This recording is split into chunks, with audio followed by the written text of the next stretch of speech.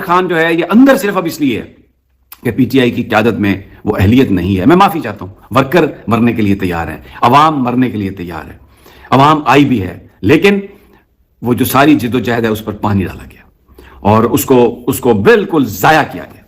तो अब पीटीआई को फोकस करना चाहिए, वर्कर्स को, पार्टी की तंजीम को, कि और ये stop looking towards their MNAs और इन लोगों पे छोड़ दें इनको देखना। ये नहीं रिहा करवाएंगे खान को, आपने निकलना है, वकला को निकलना पड़ेगा और अब ये देखना है कि मंसूर अली शाह और उनके साथी किस तरीके से इस चीज को लेकर आगे चलते हैं। क्योंकि अगर ये अंडू नहीं हुआ, पाकिस्तान में बिल्कुल आजाद अदलिया का गला घोट दिया गया, ये इनको लौंडी बना दिया गया और काजी फायज ईसा इस हफ्ते तारीख के कूड़ेदान में दफन हो जाएगा हमेशा हमेशा के लिए। जो गड़ा किसी दूसरे के लिए खोदता है आज खुद उसमें गिरने जा रहा है। बहुत तरले लिए इन्होंने, 63A का फैसला रिवर्स करके लोटो बनने पर लोगों को मजबूर करवाया, लेकिन फिर भी ये टिश्यू